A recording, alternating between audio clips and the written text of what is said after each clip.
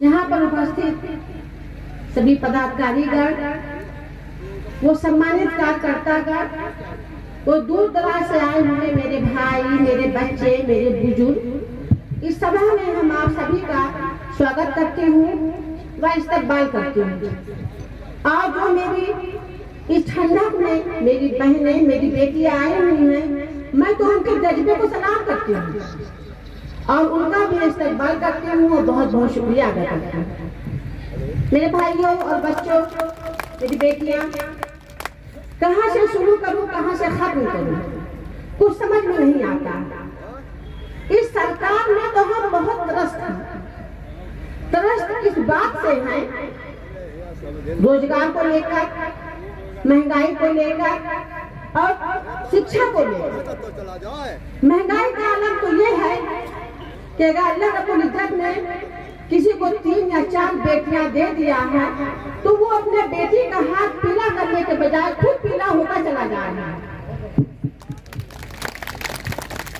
30 बेटी के मुखालिफ करने वाले हमसे जलना छोड़ दो।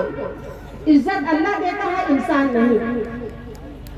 मेरी आवाज को सुनने वाले मेरी आवाज को गौर से सुनो और मेरे दर्द का एहसास करो।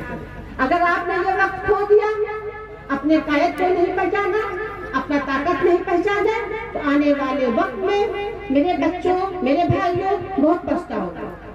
तब हमारी बहन बेटियों की आबरू की हिफाजत नहीं कर पाओगे। इसलिए हम आपके सामने हाथ जोड़ के कह रहे हैं कि अपनी ताकत को पहचान लो, अपना परचम पहचान लो, अपना कायद पहचान लो, सत्ता में हिस्सा लेकर दिखा दो, अपनी टोपी बचा लो, अपने बेटी का बुरखा बचा लो, अपना सत्ता बचा लो, अपना मदरसा बचा लो, अपना तालीम बचा लो, अपना बुरखा बचा लो।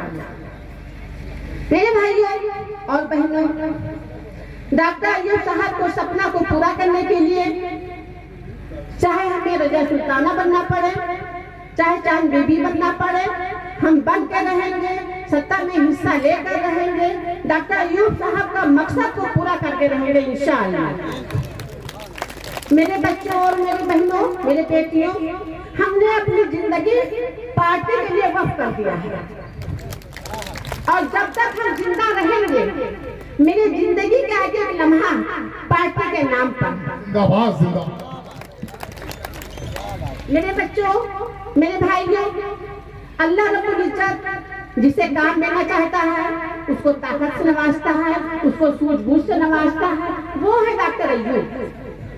मेरे भाइयों और बच्चों, अल्लाह ताला दौलत सभी को देता है, मैं कुछ नहीं सिर्फ अपने लिए जीते हैं। डॉक्टर अय्यूब साहब वो हमारे आपके लिए जी रहे हैं, जो अल्लाह रब्बुल इज्जत ने हमारे आपके बीच में एक फरिश्ता भेजा है, जो हमारे हक की लड़ाई लड़ते हैं, हमारे बुद्धि की लड़ाई लड़ते हैं, हमारे सत्य की लड़ाई लड़ते हैं, हमारे बच्चों के मुस्तकबिल के बारे में लड़ते हैं।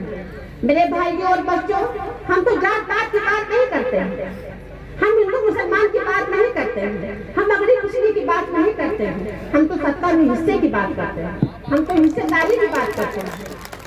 इन्हीं शब्दों के साथ हम अपनी बात को खत्म कर देना चाहते हैं। पीस पार्टी जिंदाबाद, राष्ट्रीय अध्यक्ष जिंदाबाद, हिंदुस्तान जिंदाबाद।